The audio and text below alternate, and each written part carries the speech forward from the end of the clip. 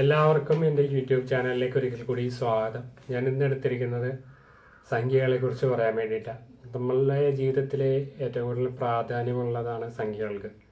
Lottery ticket, Aadhaar number, PAN number, ലൈസൻസിൻ്റെ number, നമ്മളുടെ കാറിൻ്റെ നമ്പർ, നമ്മുടെ വീടിൻ്റെ നമ്പർ, നമ്മുടെ എഗ്രിമെൻറ്റുകളിലെ മുകളിൽ നമ്പേഴ്സും ലെറ്റേഴ്സും ഒക്കെ ആയിട്ടുള്ള നമ്പേഴ്സ്, പിന്നെ ആൽഫ ന്യൂമറിക്കൽ, റോമൻ നമ്പേഴ്സ്, പലതരത്തിലുള്ള നമ്പേഴ്സിനും നമ്മളുടെ ജീവിതത്തിൽ പലതരത്തിലും പ്രാധാന്യമുള്ളതാണ്. നമുക്ക് നമ്മളെ ഡേറ്റ് ഓഫ് ബർത്തിൻ്റെ നമ്പർ, നമ്മുടെ ഡെത്ത് സർട്ടിഫിക്കറ്റിലെ നമ്പർ, അതൊക്കെ എല്ലാം നമ്പേഴ്സ് കൊണ്ടാണ് നമ്മൾ സൂചിപ്പിക്കുന്നത്. നമ്മൾ ഏത് മാസത്തിൽ ജനിച്ചു, അത് ഏത് മാസങ്ങളുടെ എണ്ണം, ദിവസങ്ങളുടെ എണ്ണം, ഓരോ മാസത്തിലെ ദിവസങ്ങളുടെ എണ്ണം, ഒരു ദിവസത്തെ മണിക്കൂർ, ഒരു മണിക്കൂർ എന്ന് പറഞ്ഞു കഴിഞ്ഞാൽ 60 മിനിറ്റ്, ഒരു മിനിറ്റ് എന്ന് പറഞ്ഞാൽ 60 സെക്കൻഡ്, ഒരു ദിവസം 24 മണിക്കൂറുണ്ട്. ഒരു വർഷം എന്ന് പറഞ്ഞു കഴിഞ്ഞാൽ 365 കാൽ ദിവസമാണ്. ഇങ്ങനെ 365 കാലെന്ന് പറഞ്ഞ് അത് 4 വർഷം ആകുമ്പോൾ ഒരു ലീപ്പ് ഇയർ ആവും. അതായത് ആദ്യവർഷം എന്ന് പറയും. ആ ആദ്യവർഷം വരുമ്പോൾ 366 ദിവസം ഉണ്ടാവും നമുക്ക് ആ ഒരു വർഷം മാത്രം. ഇങ്ങനെ പലതരത്തിലും നമുക്ക് നമ്പേഴ്സിനെ കുറിച്ച് നമുക്ക് സൂചിപ്പിക്കാൻ പറ്റും. നമ്പേഴ്സിനെ കുറിച്ച് നമ്മൾ പ്രൈമറി ആയിട്ട് നമ്മൾ സ്കൂളുകളിൽ പഠിക്കുന്ന നമ്പേഴ്സ് ഇട്ട് തുടങ്ങിക്കഴിഞ്ഞാൽ, പ്രൈമറി സ്കൂളുകളിലും ക്ലാസ്സുകളിലും ഒക്കെ നമ്മൾ പഠിച്ചിട്ടുള്ള നമ്പേഴ്സ് തൊട്ട് തുടങ്ങാം. അതായത് എണ്ണൽ സംഖ്യകൾ, എണ്ണാൻ ഉപയോഗിക്കുന്ന സംഖ്യകളെയാണ് എണ്ണൽ സംഖ്യകൾ എന്ന് പറയുന്നത്. 1 2 3 4 5 6 7 8 9 10 11 12 13 14 15 16 17 18 19 20 21 22 ഇങ്ങനെ പോകുന്ന നമ്പേഴ്സിനെയാണ് എണ്ണൽ സംഖ്യകൾ എന്ന് പറയുന്നത്. ഇതിൻ്റെ ഇംഗ്ലീഷ് പേര് നാച്ചുറൽ നമ്പേഴ്സ് എന്നാണ്. നമ്മൾ ഒരു ദിവസം ഒരു എണ്ണി തുടങ്ങി 1 2 3 4 5 6 7 8 9 10 11 ഇങ്ങനെ എണ്ണി തുടങ്ങി കഴിഞ്ഞാലും നമുക്ക് ഒരു ദിവസം നമ്മൾ ഒരു സെക്കൻഡിൽ ഒരു നമ്പർ വെച്ച് എണ്ണുകയാണെങ്കിൽ ഒരു ദിവസം 86,400 സംഖ്യകളെ നമുക്ക് എണ്ണാൻ പറ്റുള്ളൂ ഒരു സെക്കൻഡിൽ. രാത്രി 12 മണി തൊട്ട് പിറ്റേ ദിവസത്തെ അതായത് പിറ്റേ ദിവസം രാത്രി 12 മണി വരെ നമ്മൾ എണ്ണുകയാണെങ്കിൽ നമ്മളെ ഏകദേശം അത്രയും എണ്ണാൻ പറ്റുള്ളൂ. നമ്മളുടെ ശരീരത്തിൻ്റെ കപ്പാസിറ്റി നമ്മൾ ഒരു സെക്കൻഡിൽ ഒരു നമ്പർ വെച്ച് കറക്റ്റായിട്ട് തെറ്റാണ്ട് എണ്ണയാണെങ്കിൽ 86,400 വരെ നമുക്ക് എണ്ണാൻ പറ്റുള്ളൂ. അത് കഴിഞ്ഞ് കഴിഞ്ഞാൽ പിന്നെ നമ്മളുടെ എണ്ണത്തിൻ്റെ സ്പീഡ് കുറയും.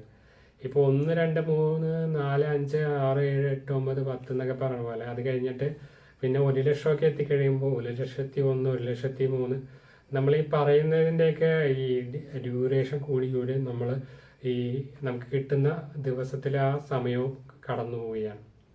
അപ്പോൾ എണ്ണാൽ സംഖ്യകൾ എന്ന് പറയുമ്പോൾ എണ്ണി നമുക്ക് ഇപ്പോൾ പണ്ടത്തെ പോലെ എണ്ണി കണ്ടുപിടിക്കേണ്ട ആവശ്യമില്ല. അത് കാൽക്കുലേറ്ററും മൊബൈലും ഒക്കെ ഉള്ളത് കൊണ്ട് നമുക്കല്ലാണ്ട് നമ്മൾ സമയം കണ്ടെത്തി നമുക്ക് ചെയ്യാൻ പറ്റുന്ന അൽഗോരിതങ്ങളും കമ്പ്യൂട്ടറിലെ പ്രോഗ്രാമുകളൊക്കെ ഉള്ളത് കൊണ്ട് നമുക്ക് പെട്ടെന്ന് തന്നെ എത്ര നാച്ചുറൽ നമ്പേഴ്സ് വേണമെങ്കിലും നമുക്ക് കമ്പ്യൂട്ടറിൽ കണക്കാക്കാൻ പറ്റും.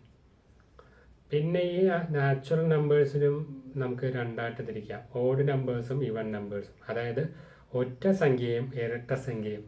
ഒറ്റ സംഖ്യ എന്ന് പറഞ്ഞു കഴിഞ്ഞാൽ ഒറ്റപ്പെട്ട് കിടക്കുന്ന സംഖ്യ എന്നല്ല അതിനർത്ഥം.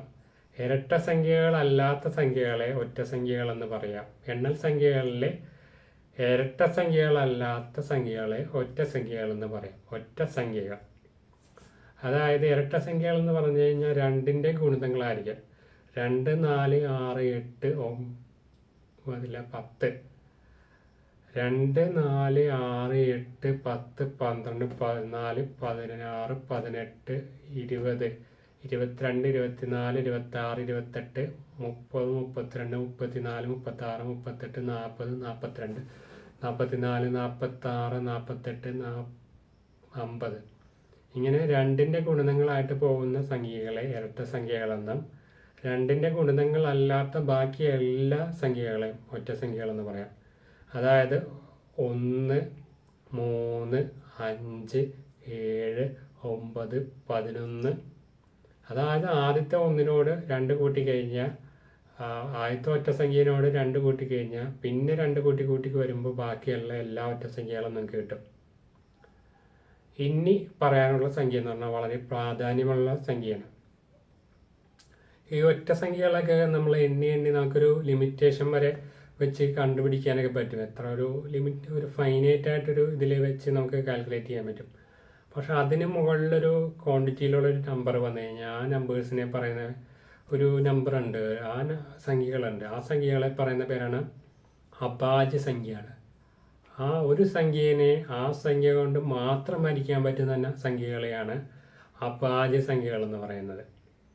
2, 3, 5, 7, 11, 13, 17 അങ്ങനെ പോയിക്കൊണ്ടിരിക്കുകയാണ്. ഇപ്പോൾ ഞാൻ 43 എന്ന് പറഞ്ഞ നമ്പർ എടുത്തു. നിങ്ങൾ ആ സംഖ്യേനെ വേറെ ഏതെങ്കിലും അതിന് മുമ്പുള്ള നമ്പേഴ്സ് വെച്ച് ഹരിക്കാൻ നോക്കിയോ. അത് കഴിഞ്ഞിട്ടുള്ള നമ്പർ വെച്ച് ഹരിച്ചാലും ഭിന്നസംഖ്യകളായിട്ട് ഇങ്ങനെ, ഭിന്നസംഖ്യകളെന്ന് പറഞ്ഞാൽ ദശാംശത്തിലുള്ള രൂപത്തിൽ എഴുതാനും പറ്റും, ഭിന്നസംഖ്യകളായിട്ട് എഴുതാനും പറ്റും. അതിന് ഭിന്നസംഖ്യയും ദശാംശ സംഖ്യകളും ഞാൻ കുറച്ച് എൻ്റെ പറഞ്ഞുതരാം. വേറെ എന്താ അതിൻ്റെ പ്രത്യേകത, അത് കുറച്ച് ഡീപ്പായിട്ട് പറയാനുള്ളത് കൊണ്ട് ആ രണ്ട് സംഖ്യകളെക്കുറിച്ച് ഞാനിവിടെ പറയുന്നില്ല. അഭാജ്യ സംഖ്യകളെ അതിൻ്റെ ബന്ധപ്പെട്ട സംഖ്യകളെ കുറിച്ച് മാത്രം ഞാനിവിടെ പറഞ്ഞു നിർത്തുന്നുള്ളൂ. അഭാജ്യ സംഖ്യകളെ കൂടുതലായിട്ട് ഞാൻ പറയണമെങ്കിൽ 1,50,729 ആ സംഖ്യയിൽ നമുക്ക് വേറെ സംഖ്യകൾ വെച്ച് ഹരിക്കാം. 1,50,729 അതിനെ നമുക്ക് 3 വെച്ച് ഡിവൈഡ് ചെയ്ത് കഴിഞ്ഞാൽ അത് പൂർണ്ണമായിട്ട് നമുക്ക് ഡിവൈഡ് ഹരിച്ച് പുതിയ ഇങ്ങനെ സംഖ്യകൾ ചേർത്ത് ഇങ്ങനെ എഴുതാനൊക്കെ പറ്റും. പക്ഷേ 43 എന്ന് പറഞ്ഞ സംഖ്യേനെ നമുക്ക് ഹരിക്കാൻ പറ്റില്ല. ആ സംഖ്യേനെ ആ സംഖ്യ വെച്ച് മാത്രമേ ഹരിക്കാൻ പറ്റുള്ളൂ. 43നെ 43 വെച്ച് ഹരിക്കുമ്പോൾ മാത്രമേ അതിനൊരു ഉത്തരം കിട്ടുകയുള്ളൂ. 1 എന്ന് പറഞ്ഞ സംഖ്യ നമുക്കതിന് ഹരണഫലമായിട്ട് കിട്ടും. അപ്പോൾ നിങ്ങൾ ചോദിക്കും, എന്താണ് 1നെ ഒരു അഭാജ്യ സംഖ്യയായിട്ട് എഴുതാൻ അല്ലാത്തതെന്ന്. 1നെ 1 വെച്ച് ഹരിക്കുമ്പോൾ അത് 1 കിട്ടുന്നത്. പക്ഷേ ബാക്കി എല്ലാ സംഖ്യകളെയും ഹരിക്കുമ്പോഴും 1 കിട്ടുന്നത്. പക്ഷെ അതിനൊരു ലോജിക്കലി ആലോചിച്ച് കഴിഞ്ഞാൽ അത് കുറച്ചുകൂടി ഡീപ്പായിട്ടുള്ള ഇതാണ്. നിങ്ങൾക്ക് അത് വേണം, അതിനെക്കുറിച്ച് കൂടുതലായിട്ട് അറിയണമെങ്കിൽ എനിക്ക് കമൻറ്റിൽ രേഖപ്പെടുത്തിയാൽ 1നെ 1 കൊണ്ട് ഹരിക്കുമ്പോൾ 1 കിട്ടുന്നത്, അതെന്താണ് 1 അഭാജ്യ സംഖ്യ ആവാത്തത് എന്ന് ചോദിക്കും. അപ്പോൾ അതിനെക്കുറിച്ച് നിങ്ങൾക്ക് വീഡിയോ വേണമെങ്കിൽ നിങ്ങൾക്ക് കമൻറ്റിൽ രേഖപ്പെടുത്തിയാൽ ഞാൻ അതിനെക്കുറിച്ച് വീഡിയോ എടുക്കാം. 1നെ ഹരിക്കുമ്പോൾ 1 കിട്ടുന്നു, അതെന്താണ് അഭാജ്യ സംഖ്യ ആവാത്തത്, പ്രൈം നമ്പർ ആവാത്തത്. നമുക്ക് ഈ അഭാജ്യ സംഖ്യകളെ കൊണ്ട് ഉപയോഗം ഉണ്ടോ എന്ന് ചോദിച്ചു കഴിഞ്ഞാൽ വളരെയധികം ഉപയോഗമുണ്ട് ഇതിന്.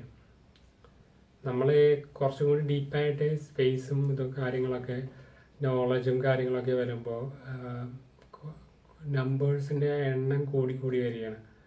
നമ്പേഴ്സിനൊന്നും പ്രെഡിക്റ്റ് ചെയ്യാൻ പറ്റാത്ത തരത്തിലുള്ള നമ്പറുകൾ, ക്വാഡ്രില്യൺ, ട്രില്യൺ, അങ്ങനെ കുറേ വായിക്കൊള്ളാൻ പറ്റാത്ത പേരുകളുള്ള നമ്പേഴ്സും ഉണ്ട്.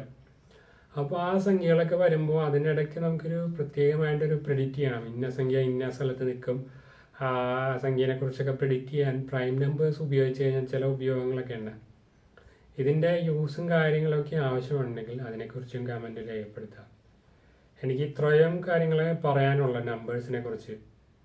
ഈ അഭാജ്യ സംഖ്യകളല്ലാത്ത സംഖ്യകളെ നമുക്ക് കോമ്പോസിറ്റ് നമ്പേഴ്സ് എന്ന് പറയാം. ഈ സംഖ്യകൾ ഒന്നിലധികം സംഖ്യകൾ ചേർന്നിട്ടാണ് ഉണ്ടായിരിക്കുന്നത്. അതുകൊണ്ട് തന്നെ ഇതിനെ മലയാളത്തിൽ മിശ്രസംഖ്യ എന്നും വിളിക്കാം. 42 എന്ന് പറയുമ്പോൾ 22x22 എന്ന് എഴുതാം. അപ്പോൾ മിശ്രസംഖ്യ എന്ന് പറയാം. മിശ്രഭോജനം എന്ന് പറയുന്ന പോലെ മിശ്രസംഖ്യ. അഭാജ്യ സംഖ്യകളല്ലാത്ത ബാക്കിയുള്ള എണ്ണൽ സംഖ്യകളെ എണ്ണാൻ ഉപയോഗിക്കുന്ന സംഖ്യകളിൽ ബാക്കി വരുന്ന സംഖ്യകളെ നമുക്ക് വേണമെങ്കിൽ മിശ്രസംഖ്യകളെന്ന് പറയാം.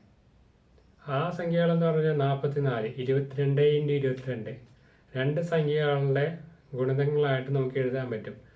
അങ്ങനെയുള്ള സംഖ്യകളെ നമുക്ക് മിശ്രസംഖ്യകളെന്ന് പറയാം. ഇത്രയും പറഞ്ഞുകൊണ്ട് ഞാൻ നിർത്തുകയാണ്. നിങ്ങൾക്ക് വീഡിയോ ഇഷ്ടപ്പെട്ടെങ്കിൽ ലൈക്ക് ചെയ്യുക, ഷെയർ ചെയ്യുക, സബ്സ്ക്രൈബ് ചെയ്യുക.